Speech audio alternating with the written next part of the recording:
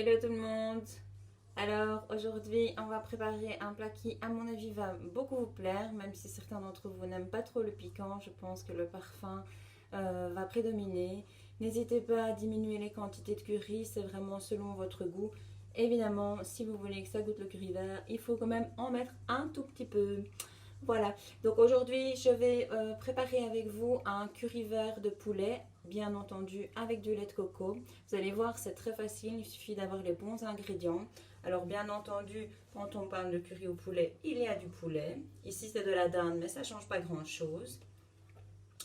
Alors, nous avons évidemment la pâte de curry vert. C'est toujours mieux d'acheter une bonne qualité en magasin asiatique. Mais si vous n'avez pas l'occasion pour l'instant, allez chez Carrefour ou chez Deleuze et on fera avec. Voilà.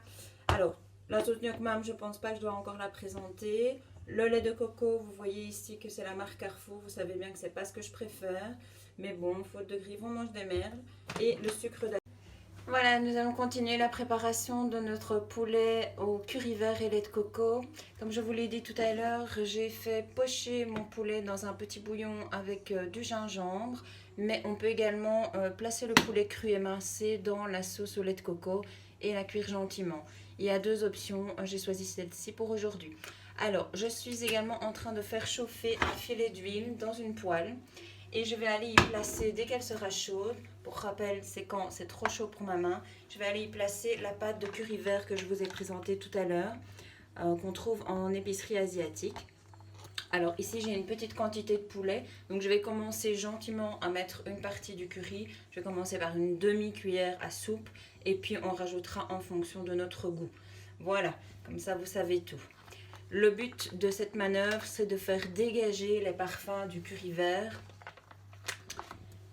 Et ensuite, on va incorporer la moitié du lait de coco. Comme d'habitude, je vous l'ai déjà expliqué, on incorpore d'abord la moitié du lait de coco afin de la réduire convenablement. Et puis ensuite, on rajoute la deuxième partie. Le but, c'est de ne pas faire trop chauffer le lait de coco pendant trop longtemps. Pourquoi? Parce que c'est un produit très gras comme la crème et qui va avoir tendance à se dissocier rapidement, c'est-à-dire qu'on va voir apparaître le gras à la surface et ça, c'est pas terrible visuellement, même si ça reste assez bon. Que dire de plus? Je suis en train de faire chauffer ma pâte de curry. Voilà. Ça va dégager assez fort. Donc, ne vous mettez peut-être pas le nez au-dessus de la casserole parce que ça pique au naseau. Oui, ça commence déjà. Je risque de pleurer. Non, je plaisante. J'ai quand même un petit peu l'habitude. Donc, je vous montre.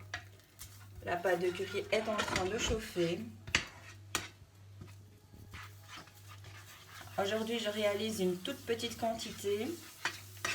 Pourquoi? Parce que c'est vraiment pour faire plaisir à mes élèves et pour régaler une personne et moi-même ce soir. Donc souvent les vidéos que je vais placer en ligne sur YouTube seront vraiment des petites quantités et vraiment dans le but de continuer, d'assurer le continu de mes cours auprès de mes élèves qui me manquent énormément. Et je pense que nos cours leur manquent aussi. Oui, comme je disais ça. Waouh! Donc voilà, une fois que la pâte de curry est légèrement rissolée, je vais aller pouvoir incorporer la moitié du lait de coco. Ici, j'ai une toute petite quantité, comme je vous l'ai dit. Je vais d'abord un petit peu mélanger pour qu'il soit plus homogène. Et on va aller faire chauffer ceci. Voilà, donc je mets la moitié, comme ceci. Et je le remets sur le feu pour aller délayer la pâte de curry. Je vais essayer que, comme je l'ai déjà expliqué à mes élèves, je dois me filmer toute seule, donc c'est pas forcément évident cette période de confinement, mais je fais le maximum pour contenter tout le monde et pour faire plaisir. C'est vraiment, pardon, c'est vraiment le but de cette démarche. Waouh! Je diminue au fur et à mesure. Pourquoi? Parce que le lait de coco ne peut absolument pas arriver à ébullition. Il doit frémir. Donc ça veut dire une toute petite ébullition, des toutes petites bulles. Une grosse ébullition sont des grosses bulles. Oula. Je ne peux en fait pas mettre la haute parce que sinon vous n'allez plus rien entendre de ce que je vous raconte. Et ça, c'est pas très cool. C'est pas vraiment le but de la manœuvre. Je vais vraiment le diminuer à tout petit feu, histoire que je ne doive pas vérifier toutes les 2 minutes. Ça va déjà légèrement trop fort. Tout à l'heure, je vais rajouter des légumes. Normalement, ce sont des petites aubergines taille et des mini aubergines taille qu'on trouve en magasin asiatique. Mais là, pour le coup, avec la période de confinement, je ne me suis pas amusée à ça. Et c'est pas plus mal, comme ça, je peux vous expliquer qu'on peut remplacer ces légumes qui sont assez chers et pas faciles à trouver par d'autres légumes tout à fait disponibles dans le commerce. Et ici, donc, j'ai une simple aubergine. Une aubergine est une aubergine, c'est plus ou moins le même goût. La différence, c'est que les aubergines taille, qui sont environ de la taille d'une balle de ping-pong, elles vont avoir un côté croquant, mais qui va disparaître évidemment à la cuisson si on les utilise cuites. Et alors, nous avons les pea eggplant, donc les toutes petites aubergines taille qui ont la taille d'un gros petit pois. Et celles-là, elles sont pleines de petites graines et elles ont un goût amer. Et quand on tombe dessus, eh bien, on est plus ou moins content parce que le gris vert, ça arrache quand même pas mal. Voilà, je vais remettre ma sauce au lait de coco à réduire. Et pendant ce temps-là, je vais aller découper quelques aubergines. Alors là, je vais aller faire des tronçons d'environ 4 cm. Et dans ce cas présent, on va simplement aller les découper. Ici, je vais le faire en 6e. Je ne sais pas si on voit. Oui, on voit bien la caméra. De façon à avoir des morceaux qui ressemblent à la taille d'un morceau de viande. Et elles vont cuire simplement dans le lait de coco tout à l'heure.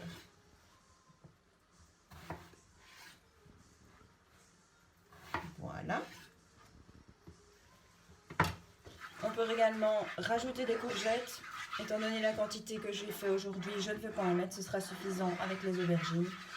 Et en garniture tout à l'heure, on va émincer des poivrons.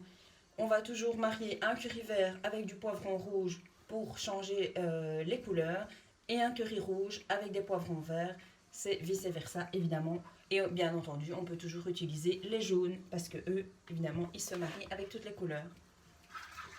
Donc je vous montre l'épaisseur de la sauce actuellement. Elle n'est pas encore tout à fait suffisamment épaisse.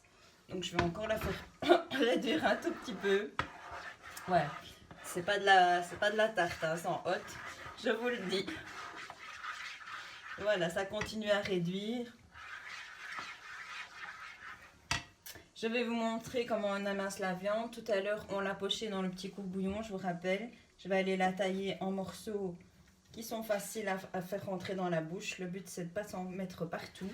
Et on va aller simplement l'émincer, toujours avec la même technique Mamma Mia. Je dispose mes 4 doigts les uns à côté des autres, le pouce par derrière et je renverse ceci. Je vais placer mes doigts.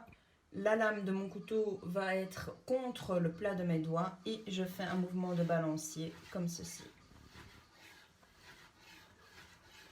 De cette façon, j'ai des petits morceaux faciles à mettre en bouche.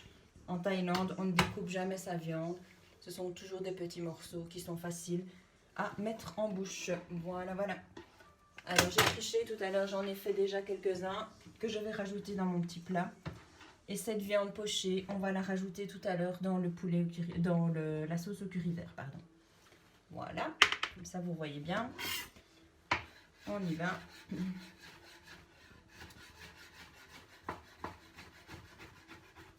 Comme ceci. Voilà, ma sauce, elle est bien épaisse. Je vais pouvoir aller rajouter le restant de lait de coco.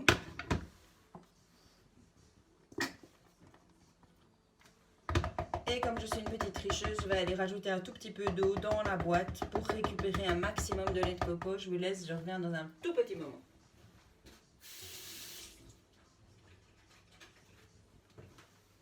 Voilà, ça va rallonger la réduction de la sauce, mais au moins comme ça, je n'ai rien perdu de cette boîte de lait de coco. L'assaisonnement de cette sauce, vous le connaissez déjà mes chers élèves du lundi. On va mettre bien entendu de la sauce Ngoc Nam, ça c'est le nom vietnamien. Sinon on l'appelle Nam Pla en Thaïlande. Et en règle générale, c'est ce qu'on appelle la sauce poisson, la fish sauce. Moi, j'assaisonne comme ceci. Je n'ai pas besoin de cuillère parce que ça fait très longtemps que je cuisine asiatique. Bien entendu, quand vous aurez la fiche technique, respectez les consignes. Pour la première fois, c'est normal, je comprends tout à fait. On va mettre un tout petit peu de sucre de canne. Ça, c'est pour équilibrer au niveau du piquant. Tout simplement pour équilibrer au niveau du piquant. Je ne sais pas quoi vous dire de plus. Voilà. Donc ceci, on va le remettre un petit peu plus fort. Je vais continuer à surveiller cette petite sauce. Et je vais aller déposer mes aubergines pour qu'elles cuisent gentiment. Et ça va également faire épaissir ma sauce. Alors je cuisine toujours en musique, je ne pense pas que vous l'entendez, mais comme ça fait du bien au moral. Voilà. Donc ma viande, elle est là. Et nous allons préparer maintenant la garniture de poivron. Faire en sorte que vous me voyez bien. Alors ce plat il s'accompagne traditionnellement de riz thaï parfumé. On ne va pas faire la cuisson aujourd'hui puisque j'ai encore du riz basmati. Ça convient aussi, même si c'est le riz thaï parfumé au jasmin qui convient le mieux.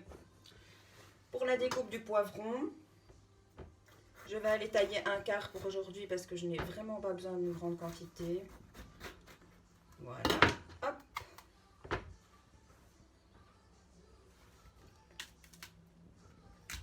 Je retire la petite partie dure et non comestible.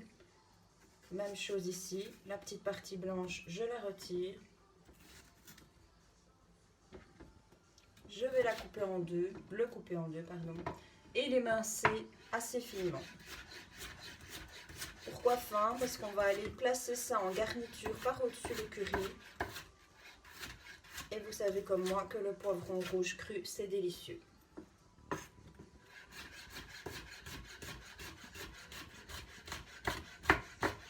N'essayez pas de faire comme moi à la maison. Mes élèves commencent légèrement à avoir l'habitude. Mais je peux éventuellement faire plus tard, quand j'aurai du temps, une vidéo sur les techniques de découpe et comment placer ses doigts sans faire une petite salade avec ses petits doigts. Donc voici une partie de notre garniture. Et alors ceci, c'est une ciboule, un jeune oignon, un oignon de printemps. Il va servir de garniture, il va servir de condiment dans pas mal de salades thaï. Et ici, on va en placer sur le riz tout à l'heure. Donc de nouveau, il a été lavé et nettoyé. Ici, je retire encore la petite partie dure. Et toujours la même technique. On va l'émincer très très finement.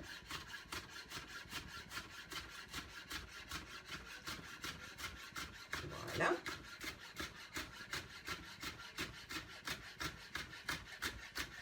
Ne vous tracassez pas si vous n'allez pas aussi vite que moi après une semaine. Ça fait quelques années que je cuisine. Et voilà. Donc pendant que notre curry cuit, je vais vous dire à tout à l'heure et me faire une petite pause. À tout de suite. Voilà, comme je vous l'ai dit tout à l'heure, j'ai fait bien réduire ma sauce au lait de coco. Maintenant, elle est bien épaisse. Alors, comme vous voyez, la couleur, elle est beaucoup plus verte que tout à l'heure. Pourquoi? Parce que si on veut une couleur très très verte, il faut mettre beaucoup de pâte de curry vert comme en Thaïlande. Et du coup, ça arrache méga fort.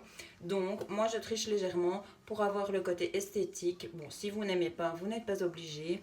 Vous pouvez mettre ce colorant vert. Attention, doser gentiment au début parce que ça va assez vite. Il faut évidemment bien le mélanger pour répartir la couleur. Une fois que mes aubergines sont cuites, que la sauce est réduite, je vais aller simplement y rajouter le poulet et encore le faire légèrement chauffer de manière à ce qu'il s'imbibe bien dans la sauce.